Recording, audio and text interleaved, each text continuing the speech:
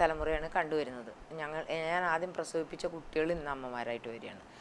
ആ കാലഘട്ടത്തിൽ വന്ന വ്യത്യാസങ്ങളാണ് ഞാൻ കണ്ടുവരുന്നത്. ഇപ്പോൾ എനിക്കതിനകത്തൊരു പോസിറ്റീവ് അപ്രോച്ച് ഉണ്ട്, നെഗറ്റീവ് അപ്രോച്ച് ഉണ്ട്, രണ്ടും കാണാം. ഇപ്പോൾ പല കാര്യങ്ങളും പറയുന്നത് വേഗം വേഗം കുട്ടികൾക്ക് മനസ്സിലാകുന്നു, പിന്നെ വരുന്നു, ഇത്യാദികളൊക്കെ വളരെ നല്ലതാണ്. വേറൊരു നെഗറ്റീവ് അപ്രോച്ചും കാണുന്നു. ഓൾറെഡി ലിറ്ററേറ്റ് ആണെന്നുള്ള ധാരണയിൽ വരുന്ന ഒരുപാട് പേരെയും ഞങ്ങൾ കണ്ടുവരുന്നതിൻ്റെ പ്രവണത. ഒരു പ്രത്യേകത എന്താണെന്ന് വെച്ച് കഴിഞ്ഞാൽ ഇൻ്റർനെറ്റാണ് ഇതിനകത്ത് ഏറ്റവും വലിയ ഒരു ഒരു ഒരു ദൂഷ്യമായിട്ട് എനിക്ക് കണ്ടുവരാറുള്ളത്.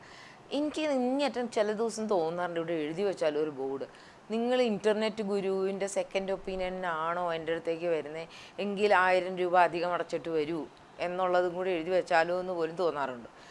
അതൊരു തമാശയായിട്ട് പറയണമല്ല, ഞാൻ സീരിയസ് ആയിട്ട് പറയുന്നതാണ്. ഓൾറെഡി അവർ ലിറ്ററേറ്റ് ആണെന്നുള്ള ധാരണയിലാണ് അവർ വരുന്നത്. ഇതിൻ്റെ ഒരു പ്രധാന ദോഷം ഞാൻ പറയാം. ഒരു ഇൻ്റർനെറ്റ് എന്ന് പറയുന്ന ഒരു മീഡിയയിൽ നിന്ന് കിട്ടുന്നത് നമുക്കൊരു ഇൻഫർമേഷൻ മാത്രമേ ഉള്ളൂ. അതായത് നമുക്കൊരു കിട്ടുന്നത് ഒരു ചെറിയ അതിന് പറയുന്ന അറിവെന്ന് പറയാൻ പറ്റില്ല. ഇറ്റ്സ് ജസ്റ്റ് ഒരു ഇൻഫർമേഷൻ കിട്ടണമെന്നേ ഉള്ളൂ.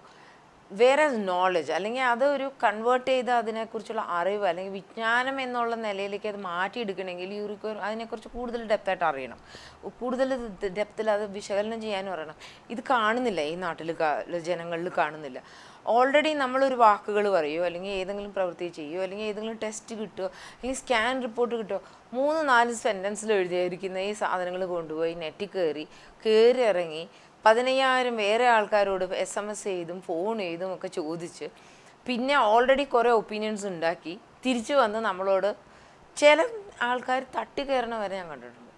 എനിക്ക് അത്ഭുതം തോന്നാറുണ്ട്. ഞങ്ങളെ ഭരിക്കുന്നത് ഈ 33 വർഷവും ഇത്രയധികം വിദ്യാഭ്യാസ യോഗ്യതകളും MBBS, MD, അത് കഴിഞ്ഞ് MRCUG, അത് കഴിഞ്ഞ് ART ഇത്യാദികളൊക്കെ പഠിച്ചു വരാനായിട്ട് 10-18 കൊല്ലത്തോളം എടുത്തു.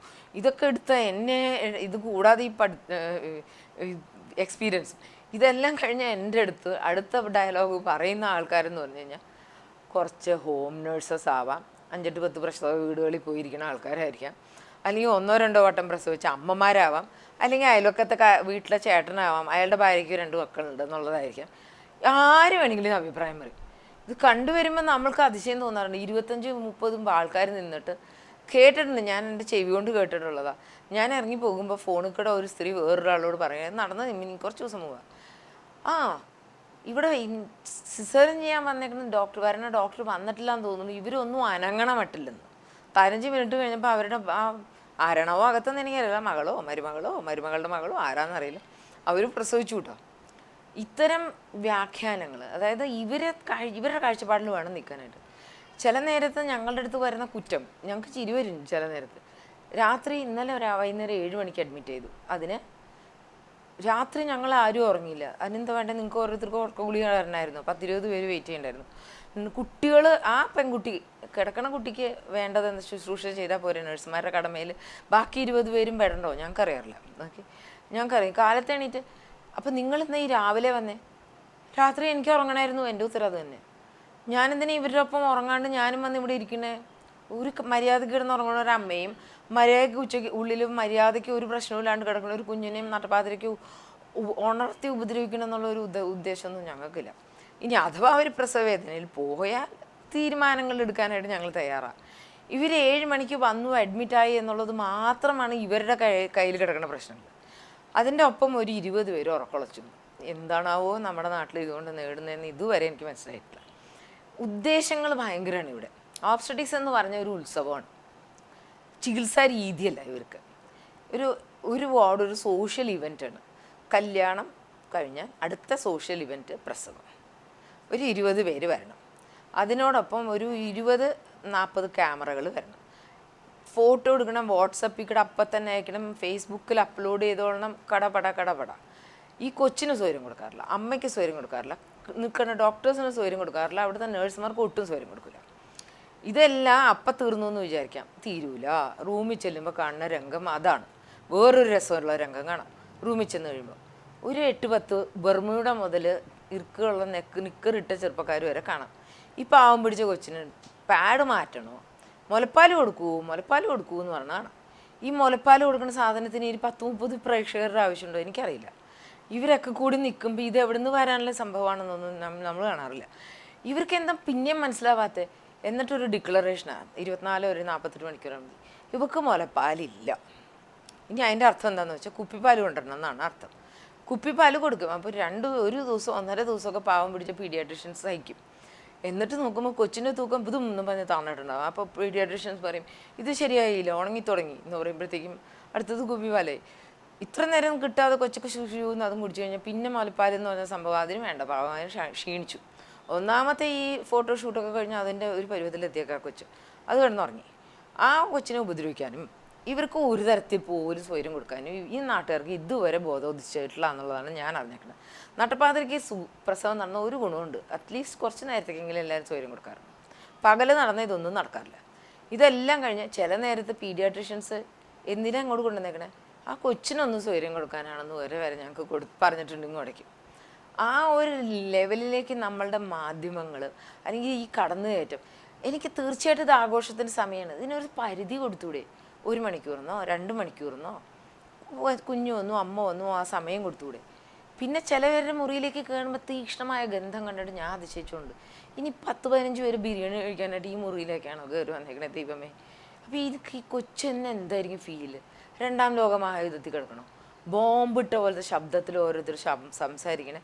എവിടെ 24 മണിക്കൂർ മുമ്പ് ഇരുട്ടത്ത് ഒച്ചയും ബഹളമൊന്നും ഇല്ലാണ്ട് മര്യാദയ്ക്ക് 37 ഡിഗ്രി ടെമ്പറേച്ചറിൽ അനങ്ങാതെ കിടന്നിരുന്ന കുഞ്ഞാണ് കേട്ടോ. പിന്നെ കൊണ്ടിട്ടേക്കണം മഹായുദ്ധ ബോംബിൻ്റെ ഇടയിൽ കുറേ തീക്ഷ്ണമായ ഗന്ധങ്ങൾ, കുറേ ഒച്ചകൾ, അതിൻ്റെ കൂടാതെ ടി വിയുടെ ഒച്ച, കുറേ ക്യാമറകൾ, ലൈറ്റുകൾ.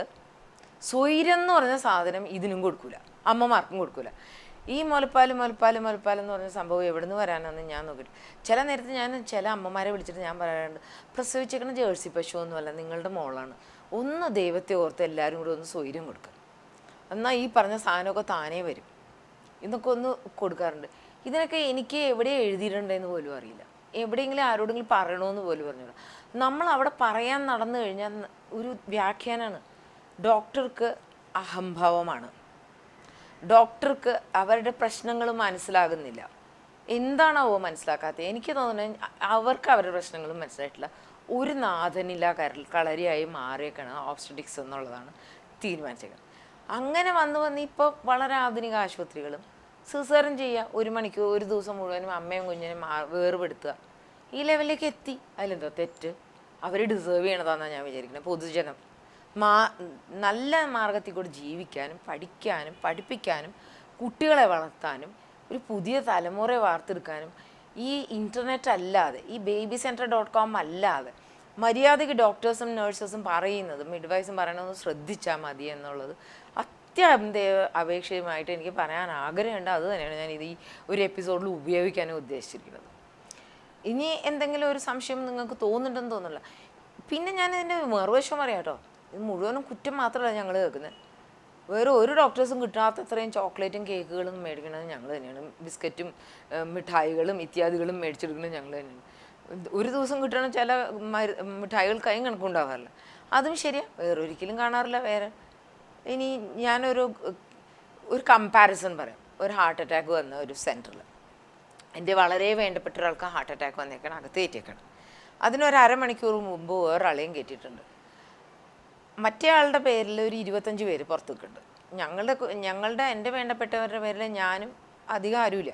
എന്തെന്ന് ഞാൻ അവിടെ ഉണ്ടല്ലോ എന്നുള്ളതാണ് ബാക്കി എല്ലാവരും നിലയിൽ. ഞാൻ ഇതിനകത്ത് ഇടപെടാൻ പോയില്ല. ഹാർട്ട് അറ്റാക്ക് കഴിഞ്ഞു, അതിനുള്ള ടെസ്റ്റുകൾ നടന്നു, പ്രൈമറി ആൻജിയോഗ്രാം ചെയ്യണമെന്ന് പറഞ്ഞു, അതൊക്കെ ചെയ്തു. അവർക്കും ഇവരോടും പറയുന്നുണ്ട്, എല്ലാം എഴുതി കൊടുക്കുന്നുണ്ട്. അവിടെ നിന്ന് പറയുന്നത് നേഴ്സുമാരാണ്. വന്നു പുറത്തിറങ്ങി കടലാസ് കൊടുത്തു, ഒരാളും ഒരു ഉത്തരം ചോദ്യം പോലും ഇല്ലാണ്ട് ഓടിപ്പോയി എല്ലാം ചെയ്യുന്നത് കണ്ടു. വൈകുന്നേരം ആയപ്പോഴത്തേക്കും എനിക്ക് വേണ്ടപ്പെട്ട ആൾക്ക് ഹാർട്ട് അറ്റാക്കാണ് സ്ഥിരീകരിച്ചു, ആൻജിയോപ്ലാസ്റ്റി വേണം എന്നൊക്കെ പറഞ്ഞു. രണ്ടാമത്തെ ആൾക്ക് അയാളിതേ നടന്നു പോകണു, പോയ ആൾ അതേ സ്പീഡിൽ തിരിച്ച് നടന്നു വരണം.